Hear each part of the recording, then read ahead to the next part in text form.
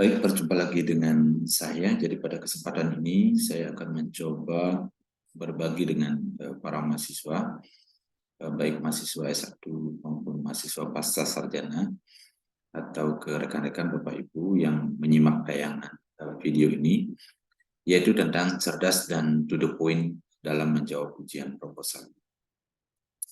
Jadi kalau kita berbicara ujian proposal, khususnya bagi mahasiswa, ini dianggap lumayan berat, bahkan beberapa mahasiswa menyampaikan sangat berat ujian proposal, tetapi ada juga mahasiswa yang menyampaikan sangat siap untuk ujian proposal karena semua hal dikerjakan dengan baik, disiapkan dengan baik, dan dipelajari juga dengan baik.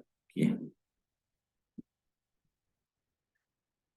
Nah, selanjutnya ada beberapa pandangan ya dari mahasiswa terkait dengan ujian proposal. Misalnya, ujian proposal dianggap suasananya sangat menegangkan, belum siap ujian, mahasiswa sulit untuk tenang, ya. Itu pandangan dari mereka, takut tidak bisa presentasi dengan baik, kemudian takut tidak bisa menjawab pertanyaan dari penguji, takut tidak akan lulus, dan ini menjadi hal yang sangat tidak bagus ya, terutama poin yang terakhir ya, takut tidak lulus. Padahal semestinya mahasiswa harus optimis, yakin sepanjang semuanya disiapkan dengan baik, saya yakin mahasiswa pasti akan lulus. Namun demikian, untuk merubah pandangan tersebut, maka mahasiswa pasti perlu persiapan dengan cara memahami proposal dengan baik, latihan presentasi, kemudian antisipasi pertanyaan, dan antisipasi juga dengan mencoba menyiapkan jawaban ya, jika muncul pertanyaan-pertanyaan dari penguji. Mungkin ada pertanyaan yang biasa saja atau ringan, atau mungkin ada pertanyaan-pertanyaan berat. Dicoba antisipasi, kemudian dicoba mencari jawaban dari pertanyaan-pertanyaan yang kemungkinan akan diajukan oleh penguji. Nah, di sini saya menulis ada kurang lebih 20 pertanyaan. Sebenarnya banyak sekali kemungkinan pertanyaan, tetapi saya mencoba menulis 20 saja ya, yang kira-kira paling mungkin untuk ditanyakan saat ujian proposal. Lalu bagaimana mahasiswa berusaha untuk menjawab, menyiapkan argumentasi, memberikan penjelasan, meyakinkan penguji bahwa proposal ini layak untuk dilanjutkan ke penelitian.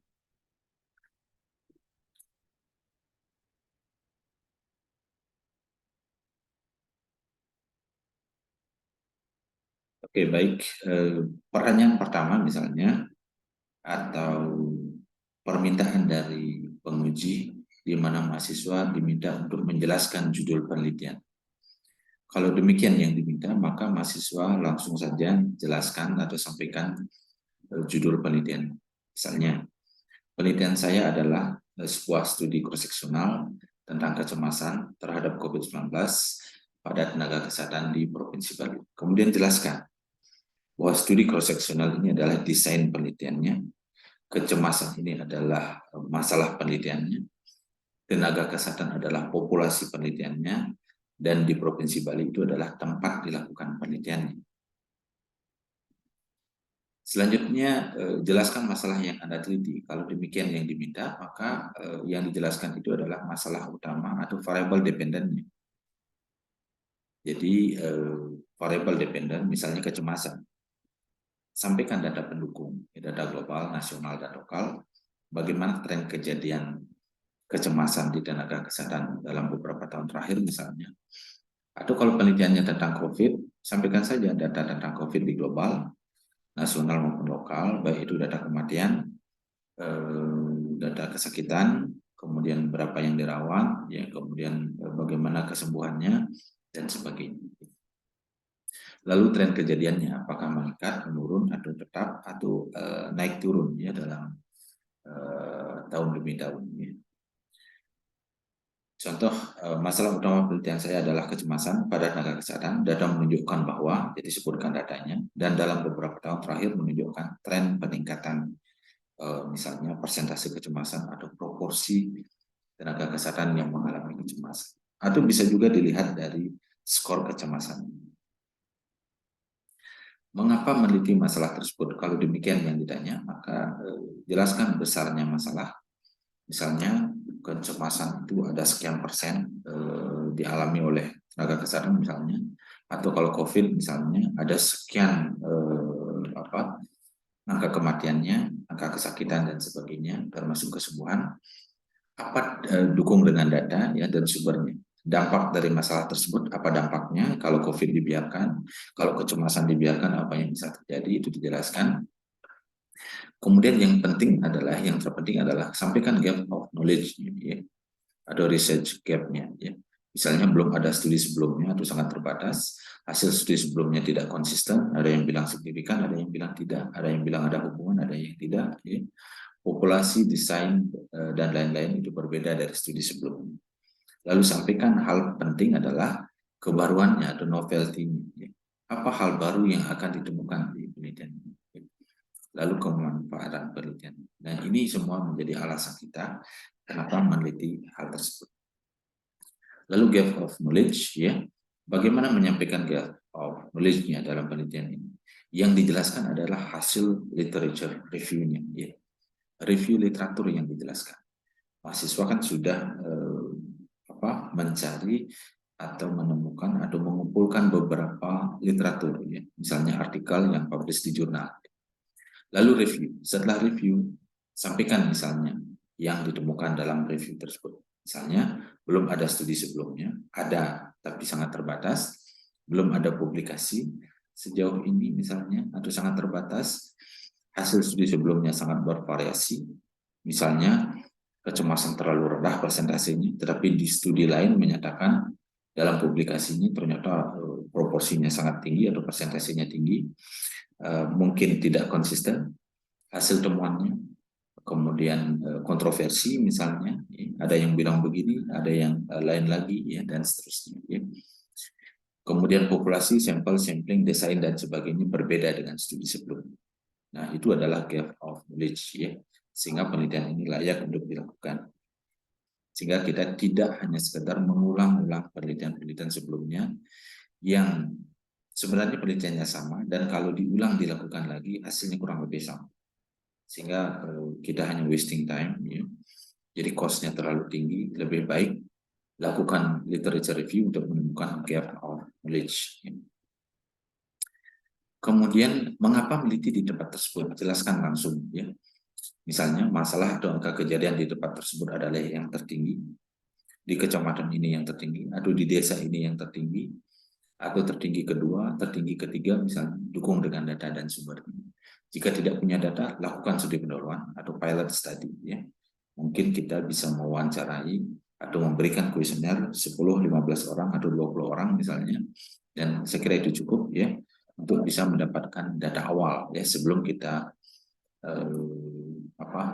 melakukan penelitian atau sebelum kita menyelesaikan proposal. Ya. Jadi di awal kita sudah lakukan.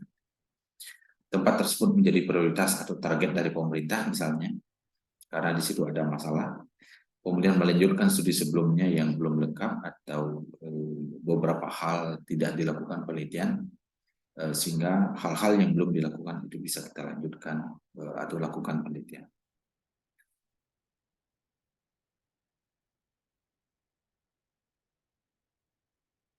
Selanjutnya, apa nilai kebaruan atau novelty dari studi ini? Kalau itu pertanyaannya, maka yang dijelaskan adalah apa hal baru atau novelty dari penelitian kita ini. Misalnya, penelitian ini memberikan informasi baru yang sangat penting, misalnya untuk memecahkan masalah dan sebagainya. Ya. Atau karena pada penelitian sebelumnya hal ini tidak dilakukan, sehingga pada penelitian saya ini mungkin akan menemukan hal yang belum ditemukan dalam penelitian sebelumnya. Hasil penelitian ini menolak atau menentang teori atau hasil studi sebelumnya, itu juga menjadi novel. Hasil penelitian ini adalah temuan baru dan masih terbuka peluangnya untuk dilakukan penelitian lagi lebih jauh. Kalau ada pertanyaan apa itu rumusan masalah, maka jawabannya adalah rumusan masalah sama dengan research question. Karena dia research question atau pertanyaan penelitian, maka dia berupa kalimat tanya. Dan research question ini atau pertanyaan ini akan dijawab oleh hipotesis dalam proposal. Sedangkan nanti di skripsi atau tesis misalnya setelah data dikumpulkan, dianalisis, maka dia akan dijawab oleh uji statistik. Hasil uji statistik akan ada interpretasi dan sebagainya, dan di sanalah kita bisa mengatakan apakah hipotesis yang kita buat saat ini diterima atau ditolak. Kalau ada pertanyaan, apa tujuan penelitian Anda? Kalau seperti itu misalnya, tinggal dijelaskan saja apa tujuan umumnya, apa tujuan khususnya, dan ingat, pastikan bahwa tujuan penelitian Anda nyambung dengan judul, nyambung dengan rumusan masalah, variabel, hipotesis, dan rencana analisis data. Apa manfaat penelitian Anda? Jawabannya hanya dua, manfaat teoritis dan praktis. Teoritis pengembangan ilmu, praktisnya mungkin untuk kebijakan, untuk program, dan sebagainya. Kalau ada pertanyaan, apa teori konsep model yang digunakan dalam penelitian Anda? Kalau demikian, maka jawab saja apa yang ada di bab 2 misalnya. Di situ kan ada teori, konsep, atau model yang digunakan, atau yang dimasukkan dalam bab 2 untuk mendukung penelitian kita. Misalnya, kalau penelitian ada persepsi, maka model yang bisa digunakan adalah Hebel model. Kalau penelitian tentang perubahan perilaku, kita bisa menggunakan teori plan behavior. Kalau perawatan diri, kita bisa menggunakan self-care model. Kalau penelitian tentang akses pelayanan kesehatan, kita bisa menggunakan model 3A atau 5A. Ya. Yang 3A misalnya acceptability, affordability, kemudian ada availability. Ya. Sedangkan yang 5A, model 5A, kita bisa tambahkan 2 hal lagi, yaitu accessibility dan accommodation. Kalau kita penelitian promosi kesehatan, kita bisa menggunakan salah satunya bisa menggunakan Pender's model of health promotion. Bagaimana kalau kita diminta untuk menjelaskan penelitian sebelumnya atau penelitian terkait? Jelaskan saja penelitian terkait sebelumnya yang sudah tercantum di bagian akhir dari bab 2. Apakah dibuat dalam bentuk tabel atau narasi? Dan di situ setidaknya ada nama penelitinya atau nama penulis, tahun, tempat, tujuan penelitian, metode, dan hasil. Lalu simpulkan hasil reviewnya. Misalnya, sebagian besar penelitian yang sudah dilakukan itu hanya memiliki tentang angka kejadian misalnya, atau penelitiannya hanya deskriptif, atau penelitiannya hanya menggunakan analisis bivariat, sedangkan sekarang penelitian saya menggunakan multivariat. Atau penelitian sebelumnya hanya fokus pada lansia, sedangkan penelitian sekarang fokus pada remaja misalnya, atau fokus pada usia dewasa. Kemudian jelaskan variabel penelitian Anda. Tinggal dijelaskan variabel penelitiannya apa. Misalnya kecemasan atau faktor-faktor yang berhubungan dengan kecemasan, sebutkan faktor-faktornya apa dan sebagainya. Yang jelas variabel kita itu umumnya kalau dia penelitiannya analitik pasti ada variabel independen, ada variabel dependen, mungkin ada variabel intermediate, dan mungkin ada variabel pengganggunya. Yang jelas variabel independen itu adalah variabel yang mempengaruhi, dependen itu yang dipengaruhi, intermediate itu adalah variabel perantara yang menjadi perantara antara variabel bebas dan variabel terikat atau variabel independen dan variabel dependen. Kalau variabel pengganggu, variabel yang mengganggu hubungan atau pengaruh dari variabel independen ke variabel independen. Jadi karena dia mengganggu, maka variabel pengganggu itu biasanya kita kontrol, sehingga dia menjadi kontrol variabel. Sebutkan variabel penelitian Anda, variabel independen saya ini, variabel dependen saya ini. Jadi tinggal disampaikan. Lalu kalau diminta atau ditanyakan tentang definisi operasional variabel, jelaskan saja definisi operasional variabel itu adalah definisi yang dibuat oleh peneliti. Kenapa dibuat oleh peneliti? Karena variabel itu harus bisa diukur, atau yang kita kenal dengan istilah measurable. Caranya bagaimana? Pahami dulu konsep teori dari variabel tersebut. Setelah paham, lalu pikirkan atau paham bagaimana cara mengukurnya dan skala ukurnya. Setelah itu baru buat definisi variabel secara operasional. Ya. Jadi definisi operasional variabel itu dibuat dasarnya dari konsep teori yang ada di bab 2, lalu pikirkan bagaimana cara mengukurnya, lalu skala ukurnya seperti apa. Setelah itu buat device.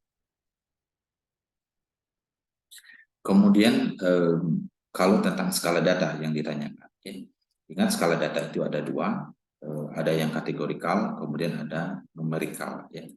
Kalau kategorikal dia berupa kategori, ada dua, nominal dan ordinal. Kalau nominal dia setara satu dengan yang lainnya. Contoh misalnya jenis kelamin laki perempuan dia setara, ya.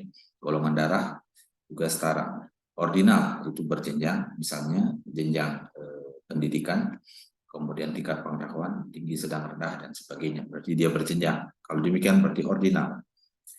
Nah, bagaimana dengan numerikal ya atau numerik ya berupa angka? Ada dua, rasio dan interval. Rasio berarti dia memiliki nilai nol absolut. Artinya dia tidak punya nilai nol. Ya. Misalnya berat badan 50 kg, 51 kg. Tidak ada berat badan nol atau bahkan di bawah. Sedangkan interval tidak memiliki nilai nol absolut. Artinya dia punya nilai nol, bahkan nilai di bawah nol. Misalnya suhu udara. Ada yang 2 derajat Celcius, ada yang 0 derajat, bahkan ada yang minus. Nah, bagaimana dengan desain penelitian? Kalau yang ditanyakan itu tentang desain, jelaskan. Penelitian saya menggunakan desain, apa misalnya deskriptif, analitik, dan seterusnya. Atau mungkin eksperimen. Kalau eksperimen, apakah dia pre-experimental study, quasi, atau true experimental study? Kalau dia studi kualitatif, jelaskan studi kualitatif apa? Apakah fenomenologi, atau etnografi, atau mungkin grounded theory.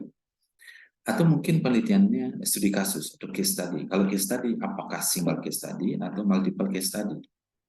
Kalau tunggal berarti single, kalau multiple berarti lebih dari satu kasus. Atau mungkin case study-nya deskriptif, explanatory, atau exploratory. Kalau deskriptif berarti hanya memberikan mendeskripsikan. Ya. Umumnya mahasiswa S1, kalau mahasiswa saya arahkan untuk ke deskriptif case study. Kalau explanatory dan exploratory itu jauh lebih sulit dan memerlukan waktu yang lebih banyak, sehingga umumnya mahasiswa S1 itu diarahkan untuk ke descriptive case study. Bagaimana dengan populasi sampel sampling? Jadi sampaikan siapa populasinya, berapa jumlah populasi kita. Sampel, rumus besar sampel apa yang dipakai untuk menghitung, hasil perhitungannya seperti apa. Nah, rumusnya itu rumusnya apa? Apakah rumus Daniel yang kita pakai, Lebesgue, Cochrane, Slovin, atau yang lain? Atau bahkan menggunakan software untuk menghitung besar sampel. Misalnya salah satunya bisa menggunakan G-Power. Sampling, apakah samplingnya menggunakan probability atau non-probability? Apakah simple random sampling, acak sederhana, atau yang lain? Atau non-probability, apa yang digunakan? Apakah convenient, konsekutif, dan sebagainya? Jelaskan apa yang kita gunakan. Lalu jelaskan alat dan metode itu misalnya. Maka alat berarti instrumen penelitian. Apakah alatnya berupa kuesioner atau berupa alat yang lain, ya, berupa observasi misalnya. Apakah alat tersebut sudah baku? Kalau belum baku atau dikembangkan oleh peneliti, perlu diuji validitas dan reliabilitasnya. Ya. Lalu sebutkan komponen kuesionernya. Misalnya ada pengetahuan, ada sikap, ada persepsi, dan sebagainya. Ya. Lalu tiap komponen tersebut ada berapa item pertanyaan. Lalu skalanya yang pakai apa? Misalnya kalau sikap pakai Likert scale. Sangat setuju dan seterusnya. Kalau dia perilaku selalu, sering, kadang-kadang, tidak pernah. Persepsi juga pakai Likert scale misalnya. Ya, kalau pengetahuan pakai benar, salah, tidak tahu, atau cukup benar, salah saja. Bagaimana dengan metode pengumpulan data? Metodenya bisa wawancara, bisa mengisi kuesioner sendiri, atau bisa observasi, atau pengukuran. Lalu jelaskan prosedur pengumpulan datanya dari awal sampai akhir. Bagaimana dengan validitas dan reliabilitas? Sebutkan saja, validitas itu adalah kemampuan alat atau instrumen penelitian untuk mengukur apa yang seharusnya diukur. Jenisnya ada face validity, content validity, dan lain-lain. Untuk mahasiswa S1 biasanya kita arahkan untuk face validity. Kalau mahasiswa S2 bisa menggunakan face validity atau content validity. Atau bahkan mungkin menggunakan construct validity. Kalau reliabilitas, kemampuan alat untuk mengukur di mana apabila diukur secara berulang, dia akan menghasilkan angka yang sama. Ya, sepanjang objek yang diukur tidak mengalami perubahan. Misalnya, kuesioner diujikan ke minimal 20 orang responden sebelum kita gunakan. Ya. Selanjutnya lakukan uji reliabilitas. Kapan dia dikatakan reliable? Jika Cronbach alfanya lebih atau sama dengan 0,7. Banyak versi sebenarnya yang terkait dengan Cronbach alfa, tetapi saya mengacu pada beberapa sumber yang mengatakan lebih atau sama dengan 0,7 Cronbach alfanya, barulah kita katakan dia reliable. Lalu bagaimana kalau ditanya tentang analisis data? Analisis data ada dua, ya. Bisa menggunakan statistik deskriptif atau inferensial. Kalau dia statistik deskriptif berarti univariat yang digunakan. Ya. Sedangkan inferensial itu biasanya mengarah ke bivariat dan multivariat. Kalau univariat berarti analisis statistik deskriptif pada variabel penelitian. Bisa satu variabel atau dua variabel. Ya.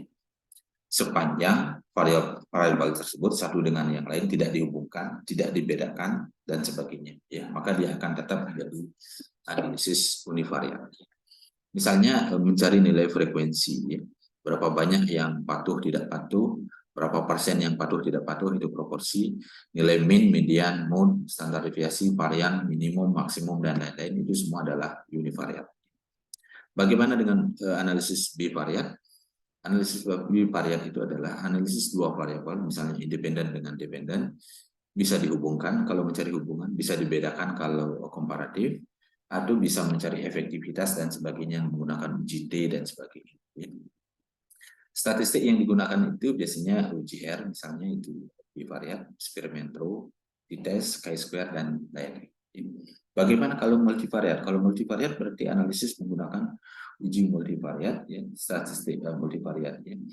Biasanya variabel independennya lebih dari satu, di mana secara bersama-sama semua variabel independen tersebut dihubungkan dengan variabel dependen, kemudian dianalisis secara bersama-sama. Ya.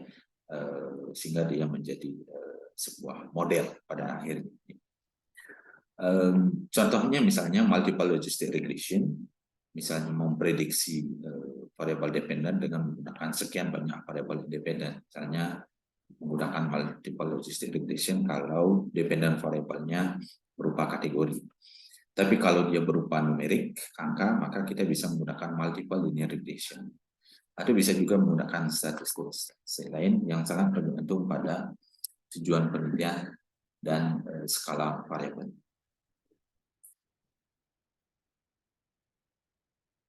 Dan yang terakhir, kalau misalnya diminta untuk menyebutkan atau menjelaskan prinsip etik dalam penelitian kita, yang paling dasar yang harus disampaikan adalah paling tidak kita memenuhi prinsip etik, ya. Misalnya kita harus menyediakan informed consent untuk responden. Mereka membaca, kita jelaskan, kalau mereka setuju, mereka tanda tangan, dan sebagainya. Ya. Kemudian anonymity berarti tidak menyebutkan nama, cukup inisial saja. Ya. Kemudian confidentiality, tidak membocorkan data responden, ya, sangat dirahasiakan. Kemudian yang berikutnya respect for persons, ya, jadi kita harus respect menghargai responden atau subjek penelitian. Beneficent, ya, artinya memberikan manfaat penelitian ini. Kemudian non malfeasant, artinya ini memberikan atau tidak merugikan responden atau subjek penelitian. Kemudian justice, harus adil terhadap semua responden. Tidak boleh responden ini dilakukan seperti ini sedangkan yang lain diperlakukan kurang baik, ya, itu tidak boleh. Jadi harus memenuhi aspek justice atau keadilan. Kemudian pengajuan etik dan izin penelitian. Ingat, setiap penelitian kita biasanya mengajukan ke komisi etik yang mengajukan protokol penelitian untuk diuji secara etik. Apakah penelitian kita melanggar etik atau tidak? Secara etika apakah penelitian kita bertentangan atau tidak? Sehingga tidak ada yang dirugikan, terutama dari sisi responden atau subjek penelitian. Biasanya diajukan protokol penelitiannya ke komisi etik penelitian, apakah komisi etik penelitian di kampus atau di rumah sakit atau di institusi yang terkait. Lalu di beberapa penelitian diperlukan juga izin penelitian, misalnya ke pemerintah provinsi maupun ke kabupaten kota, apakah ke Kesbang Polmas atau ke dinas perizinan atau penanaman modal. Saya kira itu yang bisa saya sampaikan terkait dengan bagaimana mempersiapkan diri dalam menghadapi ujian proposal sehingga mahasiswa lebih siap, lebih confident dalam menghadapi ujian proposal. Terima kasih.